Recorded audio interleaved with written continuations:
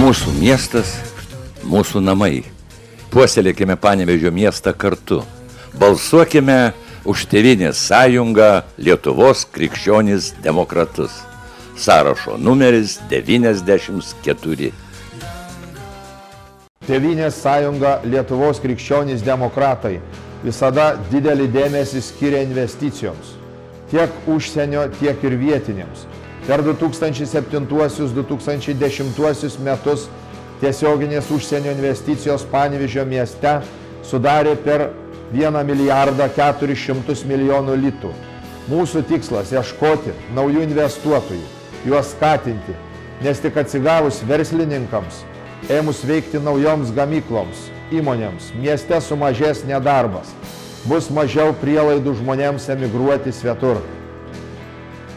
Vienas iš didžiausių darbų pernai baigtos įsisavinti Europos, Lietuvos ir Panevėžio biudžeto lėšos į naująjį Panevėžio pramonės parką.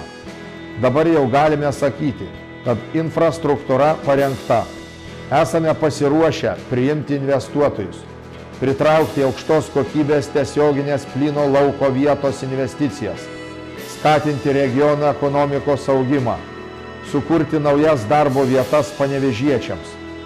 Savivaldybėje vyksta pasitarimai su ūkio ministerijos atsakingais žmonėmis, specialistais ir verslininkais dėl galimybės Panevėžio pramonės parkui tapti laisvąją ekonominę zoną LEZ.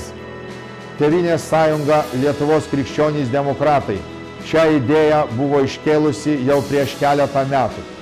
Tačiau tuometinė Lietuvos valdžia neleido jos įgyvendinti. Laisvoji ekonominė zona dėl mokestinių lengvatų miestui atvertų gana didelės perspektyvas. Tam pritarė ir galimi Skandinavijos investuotojai, su kuriais dėl įsikūrimo mieste intensyviai deramasi. Esame tikri, kad Panevėžys turi tapti keitimos informacija bei nuomonių tarp tarptautinių ir vietinių verslo įmonių centru. Todėl mieste įkurtas užsienio investuotojų forumas. Jame siekiama suvienyti investuotojus, kurti aiškę, patrauklę, stabilę verslo aplinką, Panevėžį padaryti patraukliu regionu investicijoms. Savivaldybė glaudžiai bendradarbiauja su Panevėžio prekybos, pramonės ir amatų rūmais.